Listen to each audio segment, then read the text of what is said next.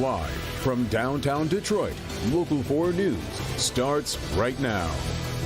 All eyes on Comerica Park as the Tigers and fans prepare for opening day. But of course, the weather is complicating things for the big game. Big crowds, of course, are expected tomorrow with the ballpark back at full capacity after 2 years. Plan on tailgating or just sitting through the game. You'll want to dress warm and bring a poncho, perhaps. Andrew, take us through the opening day forecast. As if we need more suspense, right? Well, it certainly will be chilly. That's why we need to bundle up. Temperatures in the 30s overnight, and at tailgate time, temperatures only in the low 40s when the game starts. Here, I've got the computer model. I've zoomed in closer. Here's downtown Detroit, and there's Comerica Park.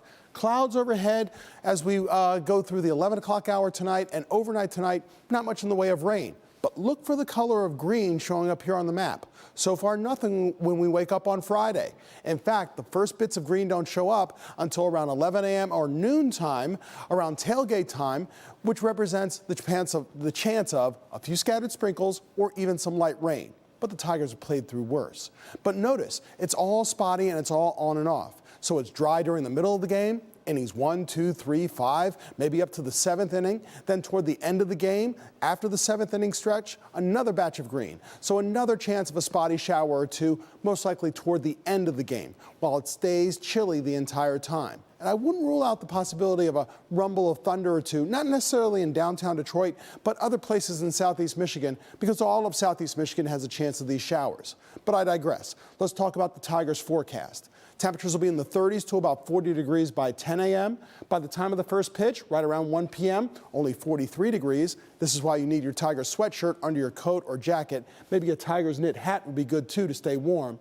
47 for a high, so it remains chilly throughout the entire afternoon, with scattered sprinkles and light showers for the beginning of the game and toward the final out and shortly afterward. Then drier for the ride home as we head toward the evening.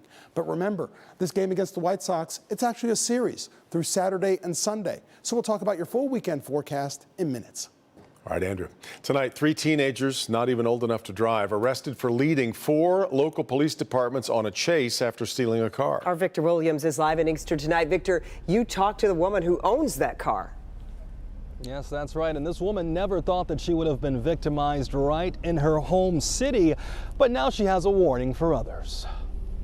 I worked hard for my car and I just paid it off. What you're watching is Angel Daniels' car speeding through her hometown of Inkster. The only thing is, Angel's not the one behind the wheel. I was like, wow, they really took my car. It's been an emotional roller coaster for the single mother ever since 3 teens took off in her 2011 Kia Forte Monday morning. They should have left the car alone. While she was picking up her daughter from Inkster Prep Academy because she wasn't feeling good. And I went in there. Not even 3 minutes later, I come back out with my daughter and my car gone. I thought I parked down the street. I'm like, okay, did I park somewhere else? In that short amount of time, thieves were able to take off, going on a nice little joyride across town. They don't care at all because they didn't purchase it. I worked hard for my car and I just paid it off. Inkster police waste no time locating the vehicle before a short pursuit takes place.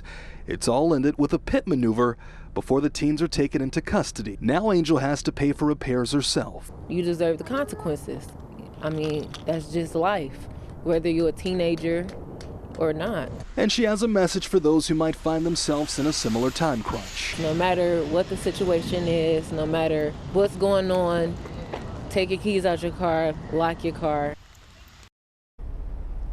And these teens were only 14 and 15. All 3 are now in custody. But now, like we have said before, this woman is going to have to pay for all of the repairs out of pocket. So if you guys would like to help her out, head over to our website, clickondetroit.com. Victor Williams, Local 4. Okay, Victor, thanks. Well, our other top story tonight, more communities join the mutiny over the Great Lakes Water Authority raising rates to help cover the $54 million it says the city of Highland Park owes it. Let's get to Mara McDonald live in Macomb Township with this growing call for the state to step in and pick up the tab here, Mara. Devin, that's right. It's something that is being echoed more and more. The attitude is this: the state has created this mess and the state ought to come in here and clean it up. Let me show you. This all started back in 2012 when the state shut down Highland Park's water treatment plant because of issues with the water and put it on a, quote, emergency basis on the GLWA. Well, fast forward to 2022. The authority has been in litigation with Highland Park over non-payment and is raising rates on all its member communities, in part to help cover what is now a $54 million hole. The Macomb Township Board of Trustees hereby demands that the state of Michigan and the Great Lakes Water Authority do not require Macomb Township and the 86 other paying member communities to pay for the City of Highland Park's debt to GLWA. But the reality is the member communities have been paying to cover the non-payment all along. For example, Macomb Township says its people have already paid $1.43 million and are expected to pay another $178,000 in the next fiscal year. Township Supervisor Frank Viviano has been getting calls from residents who find this to be absurd. They want to know how come they're expected to pay their water bill if nobody else is. The Macomb Township Board voted to withhold payment of any monies that would go to pay those arrearages, and it joins a growing list of communities in West Wayne, Downriver, and Macomb County that are doing the same. I really think there's only one resolution, and that's state intervention. The state created this mess. The state needs to clean it up. Back here live, so far we have seen communities in Macomb and Wayne County say or pass resolutions like this that say we are not going to pay our portion of these arrearages. Where you have not seen that happen, at least up until this point, is Oakland County. We're live in Macomb Township tonight. I'm Mara McDonald, Local 4. Yeah, really interesting. Conspicuous by their absence so far. We'll see. All right, Mara. History in the making on Capitol Hill today as the Senate confirms Judge Ketanji Brown Jackson to the United States Supreme Court. On this vote, the yeas are 53, the nays are 47, and this nomination is confirmed.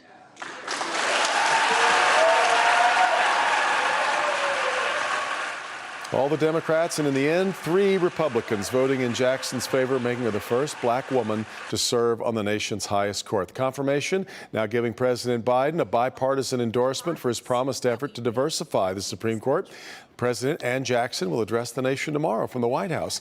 It'll be a while before the judge is sworn in. That will happen when Justice Breyer retires this summer.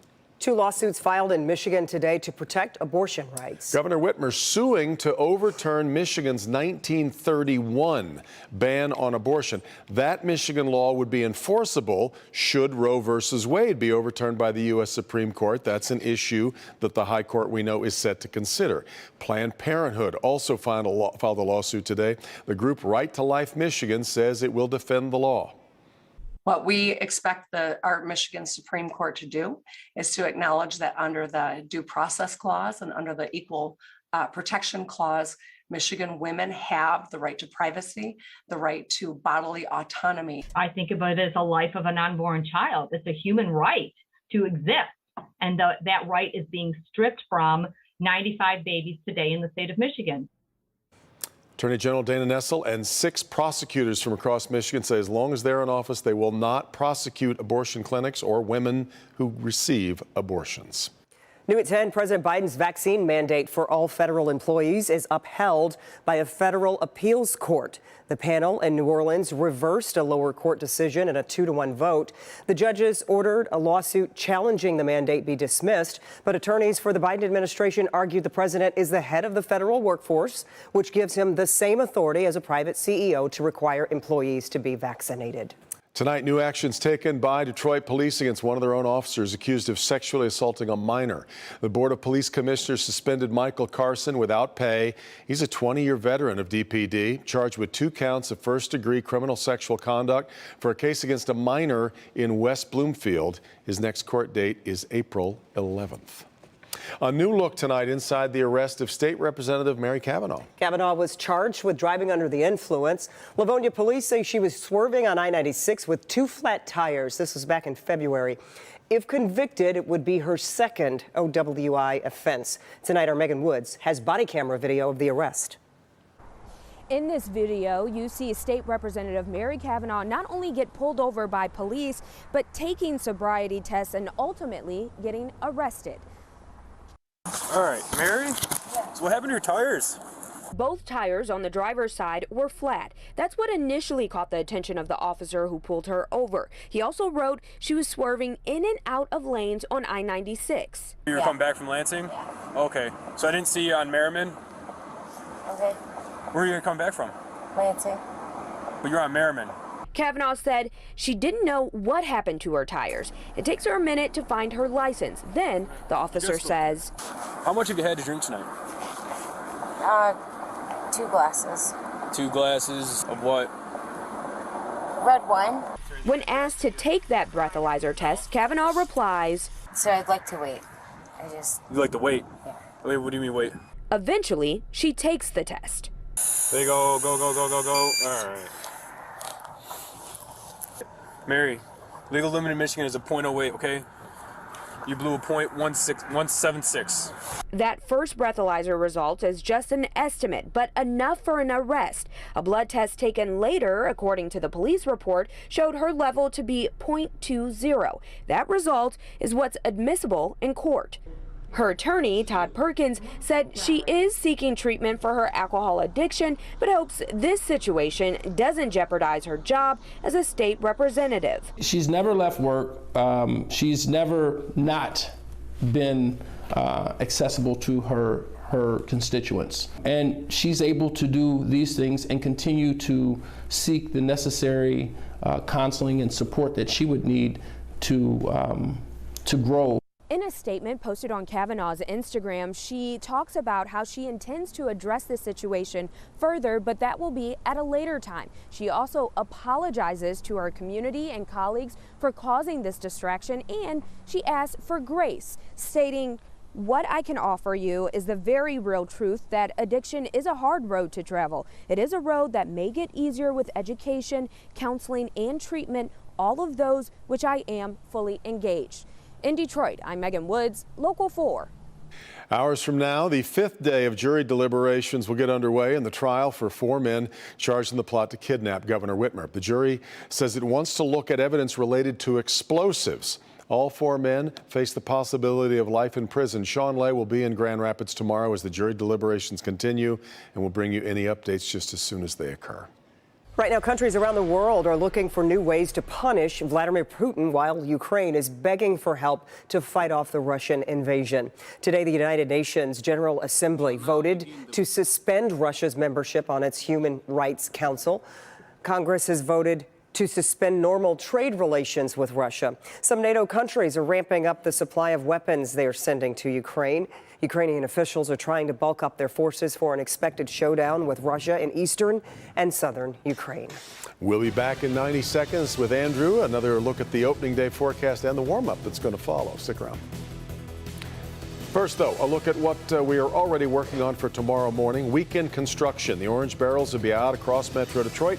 Kim DeGiulio will be in to help you get around it. Also, opening day, live inside Comerica Park long before the first pitch is thrown. At 6:40, is the bus better? You'll meet the man who's navigating the Motor City by bus and saving time and money. And then streaming at 7 on Local 4 Plus, summer concerts. Hundreds of acts coming to the area this summer. And the person who helps put them all together will join us live at 7:45. So wake up with our morning team from 4:30 to 7 on Local 4. And then that additional hour comes along at 7, streaming on Local 4 Plus.